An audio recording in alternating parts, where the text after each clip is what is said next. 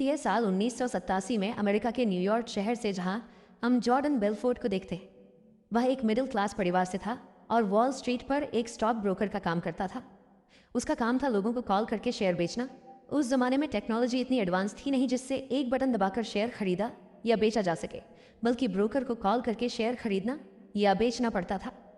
Jordan का boss mark हैना, जिसके अंदर वह काम सीख रहा था, वह ड्रग एडिक्ट था और जॉर्डन को भी खुद के जैसा जिंदगी जीने के लिए कहता था। मार्क हमेशा कहता था, क्लाइंट्स की नहीं बल्कि अपने आप को अमीर बनाने के बारे में सोचो।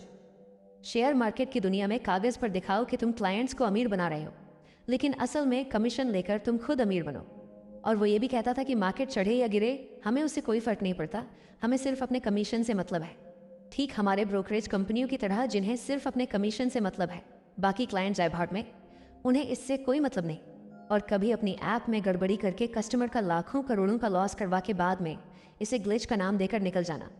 खैर, अब इस तरह जॉर्डन की जिंदगी ठीक ठाक चल रही थी, लेकिन 19 अक्टूबर 1987 को उसे अपनी नौकरी से हाथ धोना पड़ा। इस दिन पूरी दुनिया में स्टॉक मार्केट क्रैश हो गया था। बहुत सारी कंपनियों को भारी नुकसान हुआ और बहुत से लोगों की नौकरियां चली गईं। इस दिन को स्टॉक मार्केट के इतिहास में ब्लैक मंडे कहा जाता है। अब इसके कारण जॉर्डन की भी नौकरी चली जाती है और अब वह निराश होकर घर बैठा था। जॉर्डन अपना घर चलाने के लिए कोई भी काम करने के लिए तैयार था। वो न्यूज़पेपर में जॉब ढूंढना शुरू करता है, लेकिन उसकी वाइफ टेरेसा उसे बोलती है कि वो स्टॉक ब्रोकिंग का ही काम करे। जॉर्डन टेरेसा से कहता है कि मार्केट क्रैश हो गया है और इस वक्त स्टॉक ब्रोकर की किसी को ज़रूरत नहीं है। तभी टेरेसा उसे अखबार के एक छोटे से इश्तेहार को दिखाती है, जो कि एक छोटी सी ब्रोकरेज कंपनी का था। अगले दिन जॉर्डन वहां पर इंटरव्यू देने पहुंच गया। इंटरव्यू के दौरान जॉर्डन को पता चला कि यह एक बॉयलर रूम ब्रोकरेज फर्म है। बॉयलर रूम एक तरह का कॉल सेंटर होता है जहां पर लोग कस्टमर्स को कॉल करते हैं और उन्हें झूठी पॉलिसी, झूठे वादे करके उनके पैसों को इन्वेस्ट कराते हैं, फिर उस पैसे को बेकार या नकली कंपनियों में इन्वेस्ट कर देते हैं, जिससे इन्वेस्टर्स का नुकसान होता है लेकिन कंपनी के कर्मचारियों को मोटा कमीशन मिलता है। जबकि पहले वाली नौकरी में जॉर्डन को सिर्फ 1% कमीशन मिलता था।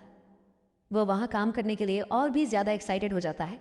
जॉर्डन अपनी बातों से उनको विश्वास दिलाता है कि वो उनकी कंपनी के लिए अच्छा कर सकता है और फिर उसे वहां पर जॉब मिल जाती है।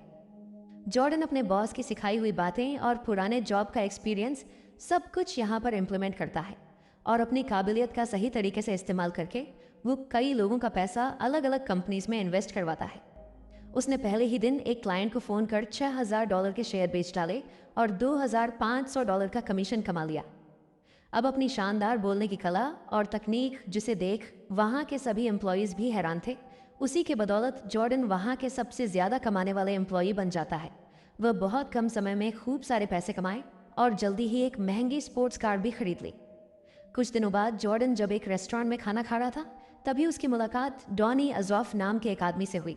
वह जॉर्डन का पड़ोसी था और वह बच्चों के लिए फर्नीचर बनाने वाली एक कंपनी में काम करता था। वह जॉर्डन की कार की बहुत तारीफ करता है और साथ ही साथ उससे ये भी पूछता है कि वो काम क्या करता है और कैसे इतने कम समय में इतनी महंगी गाड़ी खरीद ली।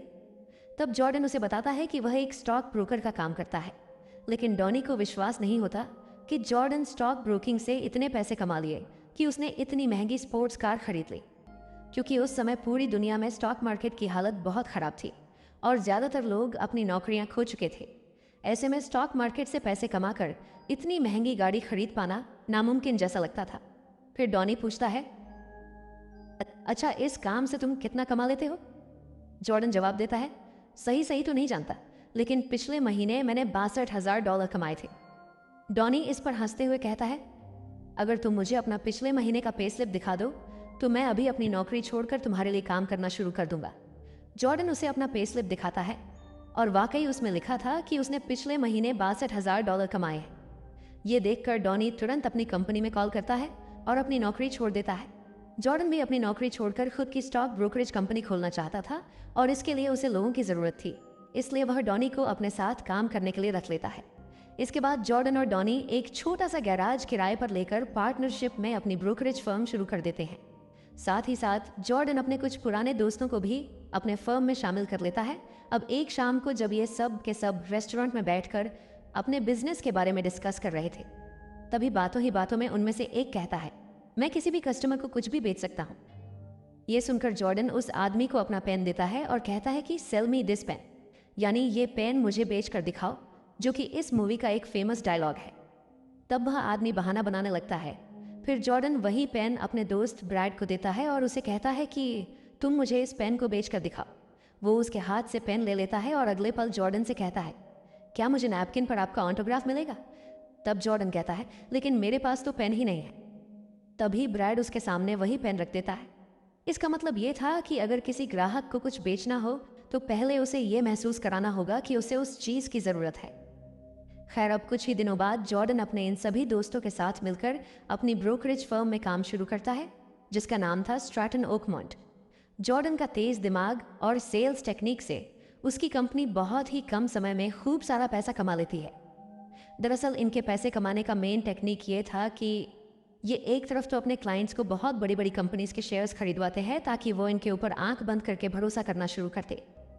फिर उन्हीं क्लाइंट्स को ये छोटी कंपनीज के शेयर्स खरीदवाते हैं जो सारे के सारे शेयर्स इनके पास होते हैं।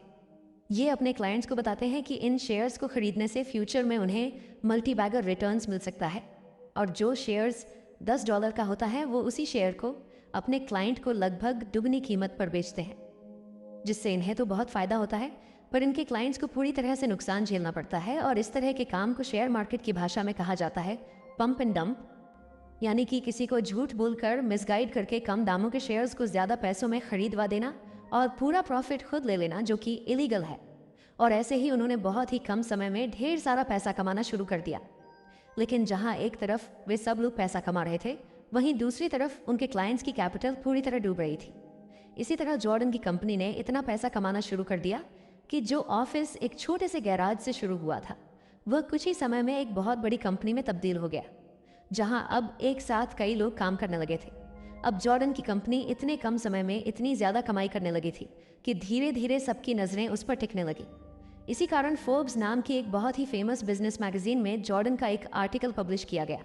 हालांकि इस आर्टिकल में उसके बारे में कई नेगेटिव बातें भी लिखी गई थी, फिर भी इतनी बड़ी मैगजीन में आर्टिकल छपने के बाद वह रातों रात मशहूर हो गया। इसके बाद हर दिन उसकी कंपनी में नौकरी के लिए हजारों लोग इंटरव्यू देने आने लगे, जिसके चलते सिर्फ 1 महीने में ही उसकी कंपनी में कर्मचारियों की संख्या दोगुनी हो गई। लेकिन इस जबरदस्त सफलता के साथ साथ जॉर्डन को ड्रग्स और लड़कीबाजी का लत लग जाता है। अब वे लोग इतना पैसा कमाने लगे थे कि अक्सर वह अपनी कंपनी के सभी कर्मचारियों के साथ शानदार पार्टियां करता था, जहां हर तरह की नशा, मौज मस्ती और ऐशो आराम की चीजें मौजूद होती थी। ऐसी ही एक पार्टी में जॉर्डन की मुलाकात नेओमी नाम की एक लड़की से होती है। पहली ही नज़र में उसे नेओमी बहुत पसंद आ जाती है। इसके बाद वे दोनों एक दूसरे से मिलने जुलने लगे और धीरे धीरे इनकी दोस्ती प्यार में बदल जाती है। ये फिजिकली भी एक दूसरे के बहुत क्लोज आ जाते हैं और जॉर्डन की पत्नी को इनके रिश्ते के बारे में पता चल जाता है, जिस वजह से जॉर्डन और उसकी पत्नी का डिवोर्स हो जाता है। अब हर दिन जॉर्डन की कमाई और बढ़ती जा रही थी, जिसमें से ज़्यादातर टैक्स से बचाए गए काले धन से होती थी। इसके अलावा जिस तरह से वह अपने क्लाइंट से झूठ बोलकर पैसे ऐंठ रहा था, वो भी पूरी तरह गैर कानूनी था। कुछ ही दिनों बाद जॉर्डन ने नाओमी से शादी कर ली। अपनी शादी में उसने भारी रकम खर्च की और साथ ही नाओमी को एक बेहद महंगी यॉट भी गिफ्ट की। वे दोनों रहने के लिए दुनिया के सबसे महंगे इलाके में एक बहुत ही आलीशान और बड़ी हवेली खरीदते हैं, जहां उनके लिए हर तरह की सुविधाएं मौजूद थीं। शादी के बाद उनकी जिंदगी कुछ समय तक बहुत अच्छी बीती। जल्द ही उनकी एक बेटी भी होती है। लेकिन शादी के 18 महीने बाद जॉर्डन की लग्जरी और नशे में डूबी लाइफस्टाइल की वजह से नाओमी के साथ उसका झगड़ा होने लगा। इस सब के बीच जॉर्डन एक नया शेयर रजिस्टर करता है और अपनी उसी कंपनी की मदद से सिर्फ 3 घंटे में $22 मिलियन की कमाई कर लेता है। इसी के साथ उसकी कंपनी FBI की नज़र में आ जाती है।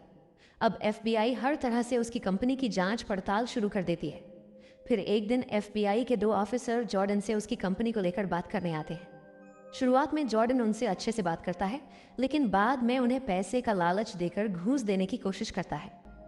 यह देखकर वो दोनों ऑफिसर्स गुस्से में वहां से चले जाते हैं और अब उन्हें पूरी तरह यकीन हो जाता है कि जॉर्डन किसी न किसी तरह गैर कानूनी तरीके से पैसे कमा रहा है।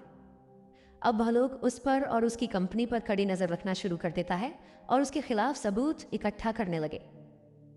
दूसरी तरफ अब अपनी ब्लैक मनी को बचाने के लिए जॉर्डन एक स्विस बैंक में खाता खोलने का फैसला करता है, जो वह नाओमी की आंटी के नाम पर खोलता है, जो एक ब्रिटिश सिटीजन थी। क्योंकि यह अकाउंट स्विट्जरलैंड में और एक ब्रिटिश नागरिक के नाम पर था, इसलिए अमेरिकी सरकार चाहकर भी इस खाते की जांच नहीं कर सकती थी। अब जॉर्डन ने अपना सारा काला धन नाओमी की आंटी के नाम के स्विस अकाउंट में ट्रांसफर कर दिया और इस तरह बहुत मुश्किल से अपना सारा काला धन FBI की पकड़ से बाहर ले गया। अब इसके कुछ ही दिनों बाद डॉनी और ब्रैड एक रेस्टोरेंट के सामने सड़क किनारे पैसों से भरे एक ब्रीफकेस को लेकर आपस में कुछ लेन देन कर रहे थे, लेकिन अचानक उनके बीच झगड़ा शुरू हो जाता है, जिसे देखकर पुलिस उनकी ओर बढ़ने लगती है। ये देखकर डॉनी किसी तरह वहां से भाग निकलता है, लेकिन ब्रैड पैसों से भरी उस ब्रीफकेस के साथ पुलिस के हाथों पकड़ा जाता है। अब सड़क पर झगड़ा करने और अपने पास इतनी बड़ी मात्रा में गैर कानूनी पैसे रखने के कारण ब्रैड को अरेस्ट कर लिया जाता है। इस घटना से डॉनी बुरी तरह डर गया था और अब वह इस बात को जॉर्डन से छुपाने की कोशिश कर रहा था। जॉर्डन का ध्यान इस घटना से हटाने के लिए डॉनी उसे कुछ भारी मात्रा की ड्रग्स दे देता है और फिर दोनों जॉर्डन के घर में बैठकर मिलकर नशा करने लगते हैं। उसी समय जॉर्डन का प्राइवेट इन्वेस्टिगेटर उसे फ़ोन करता है और कहता है, मुझे तुमसे कुछ ज़रूरी बातें करनी है, लेकिन ध्यान रखना FBI ने तुम्हारे घर के सारे फ़ोन टैप कर लिए हैं और वे तुम पर नज़र रख रहे हैं, इसलिए घर से बाहर निकलकर किसी पब्लिक टेलीफोन बूथ से मुझे कॉल करो। जॉर्डन उसकी बात मानता है और घर से निकलकर एक बूथ से कॉल करता है। इन्वेस्टिगेटर उसे बताता है, आज सुबह शॉपिंग मॉल के सामने से तुम्हारे दोस्त ब्रैड को गिरफ्तार किया गया है। फिर वह गुस्से में कहता है, जो FBI ऑफिसर तुमसे मिलने आए थे, तुमने उन्हें रिश्वत देने की कोशिश क्यों की? लेकिन जॉर्डन कुछ बोल नहीं पाता। उसकी बातों में लड़खड़ाहट थी, क्योंकि उसने थोड़ी देर पहले ही बहुत भारी मात्रा में ड्रग्स ले ली थी और अब उसकी हालत बहुत ही खराब हो चुकी थी। वह ठीक से खड़ा भी नहीं हो पा रहा था और किसी तरह रेंगते हुए अपनी कार तक पहुंचता है। इसी बीच उसकी पत्नी नाओमी का फोन आता है। वह जॉर्डन को जल्दी से घर आने को कहती है, क्योंकि डॉनी उनके घर के अंदर नशे में बेकाबू हो गया था और अब वो स्विस बैंक के एक व्यक्ति को फोन करके कुछ उल्टी सीधी बातें करने की कोशिश कर रहा था। यह सुनकर जॉर्डन फोन में नाओमी और डॉनी दोनों को रोकने की कोशिश करता है, क्योंकि उसे पता था कि FBI उनके हर फोन कॉल को रिकॉर्ड कर रही है। लेकिन ज्यादा नशा करने की वजह से वह ठीक से बोल भी नहीं पा रहा था। इसके बाद वह किसी तरह धीरे धीरे गाड़ी चलाकर घर वापस आता है। घर पहुंचने के बाद वह डॉनी पर बहुत गुस्सा करता है और उससे इस बात पर बात करने की कोशिश करता है, लेकिन नशा इतना ज्यादा था कि दोनों ही आपस में ठीक से बात नहीं कर पाते और धीरे धीरे दोनों सो जाते हैं। सुबह जब जॉर्डन की नींद खुलती है तो वह देखता है उसके सामने 2 पुलिस ऑफिसर खड़े हैं। वे उसे बाहर लाकर पूछते हैं, क्या कल रात आप खुद अपनी गाड़ी चला रहे थे?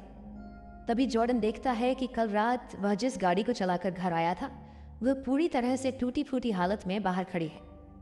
उसे समझ में आता है कि कल रात नशे में उसने कई जगहों पर एक्सीडेंट किया होगा, लेकिन इतनी नशे में होने के कारण उसे कुछ भी याद नहीं रहा। अब पुलिस उसे गिरफ्तार कर लेती है, लेकिन वे ये साबित नहीं कर पाते कि गाड़ी जॉर्डन ही चला रहा था, इसलिए मजबूरी में उन्हें उसे छोड़ना पड़ता है। कुछ दिनों बाद ब्रैड को भी जेल से रिहा कर दिया जाता है। ब्रैड ने जेल में कभी भी अपने किसी दोस्त का नाम नहीं लिया था, इसलिए जॉर्डन और उसके बाकी दोस्त एक बार फिर FBI से बच निकलते हैं। लेकिन अब FBI लगातार जॉर्डन की कंपनी और उसकी निजी जिंदगी पर नजर रख रही थी। फिर एक दिन जॉर्डन का वकील उसे कहता है, FBI जिस तरह तुम्हारे पीछे पड़ी है, तुम बहुत जल्द पकड़ लिए जाओगे। इससे बेहतर है कि तुम खुद ही पहले सरेंडर कर दो। मैं कुछ पैसे देकर तुम्हारी सजा कम करवा दूंगा और तुम्हें 12 महीने के अंदर छोड़ा भी लूंगा। यह सुनकर पास में बैठे जॉर्डन के पिता कहते हैं, तुमने अब तक इतना पैसा कमा लिया है कि अब तुम अपने बाकी की जिंदगी आराम से बिता सकते हो, इसलिए अब तुम कंपनी से इस्तीफा दो और पुलिस को सरेंडर कर दो। तुम्हारे दोस्त डॉनी और बाकी लोग मिलकर तुम्हारी कंपनी को संभाल लेंगे। थोड़ा सोचने के बाद जॉर्डन इस सलाह को मान लेता है। अगले दिन सुबह वह इस्तीफा देने के लिए अपनी कंपनी में पहुंचता है, जहां वह सभी कर्मचारियों के सामने एक भाषण देना शुरू करता है और फिर जॉर्डन सभी को बता रहा था कि कैसे उसने इस छोटी सी कंपनी को धीरे धीरे इतना बड़ा बना दिया। अब जब जॉर्डन इस कंपनी को छोड़ने वाला था तो उसके साथ साथ कंपनी के सारे कर्मचारी भी बहुत भावुक हो गए थे। धीरे धीरे सबकी आंखों में आंसू आ गए। लेकिन काफी देर तक भाषण देने के बाद अचानक जॉर्डन फैसला कर लेता है कि वह ये कंपनी नहीं छोड़ेगा, वह आखिरी दम तक यही काम करता रहेगा। उसके इस फैसले से वहां मौजूद सभी कर्मचारी बहुत खुश हो जाते हैं। अब जब जॉर्डन ने तय किया कि वह कंपनी में ही रहेगा तो उसने फिर से अपने सारे एम्प्लॉयज के लिए एक शानदार पार्टी का इंतजाम किया। उसने अपने पुराने दोस्त ब्रैड को भी पार्टी में बुलाया। क्योंकि ब्रैड ने जेल में जॉर्डन का नाम नहीं लिया था, इसलिए जॉर्डन ने उसे कुछ पैसे देकर कंपनी में वापस बुलाना चाहा। लेकिन ब्रैड अब पूरी तरह सुधर चुका था। वह अब उस पैसे को नहीं लेना चाहता था, इसलिए उसने जॉर्डन और उसकी कंपनी से दूरी बना ली। दूसरी तरफ FBI जॉर्डन की कंपनी की सारी फाइलों की जांच करने लगी और उसकी कंपनी की सभी कर्मचारियों से पूछताछ शुरू कर दी। ये जांच और पूछताछ लगातार 1 महीने तक चलती रही, लेकिन कोई भी FBI को जॉर्डन के खिलाफ कुछ भी नहीं बताता। इसलिए FBI जॉर्डन और उसकी कंपनी के खिलाफ कोई ठोस सबूत नहीं जुटा पाती। अब जॉर्डन सोचने लगा कि पुलिस चाहकर भी उसे पकड़ नहीं पाएगी। फिर एक दिन उसे खबर मिलती है कि नाओमी की आंटी, जिसके नाम पर उसने स्विस बैंक में अकाउंट खोला था, अब इस दुनिया में नहीं रही। ये सुनकर जॉर्डन बहुत परेशान हो जाता है, क्योंकि उसने सारा ब्लैक मनी स्विस बैंक के उसी अकाउंट में रखा था। इसलिए वह फौरन स्विस बैंक फ़ोन करता है और वहाँ से जवाब मिलता है, अगर तुम अपना पैसा वापस पाना चाहते हो तो कल के अंदर बैंक आ जाना। अब जॉर्डन समुद्री रास्ते से मोनाको की ओर अपनी यॉट से निकलता है, जहाँ से वह प्लेन से स्विट्जरलैंड जाएगा। लेकिन रात को समुद्र में एक भयानक तूफान आ जाता है, जिसमें फंसकर उसकी यॉट डूबने लगती है। वे लोग तुरंत वायरलेस से मदद मांगते हैं और कुछ ही देर में इटालियन नेवी उन्हें बचाने आ जाती है। तब तक यॉट पूरी तरह से पलट चुकी होती है। इसके बाद स्विट्जरलैंड जाने के लिए जॉर्डन एक प्लेन बुलवाता है, लेकिन यॉट में बैठकर जॉर्डन देखता है कि उस प्लेन के इंजन में एक समुद्री पक्षी घुस जाता है, जिससे इंजन फट जाता है और प्लेन बीच समुद्र में क्रैश हो जाता है। इस हादसे में प्लेन का पायलट समेत 3 लोग मारे जाते हैं। ये देखकर जॉर्डन इसे भगवान का इशारा मानने लगता है। उसे लगता है भगवान नहीं चाहते कि वह उस स्विस बैंक तक पहुंचे, इसलिए वह स्विट्जरलैंड जाने का विचार छोड़ देता है और उस बैंक में जमा अपना सारा पैसा खो बैठता है।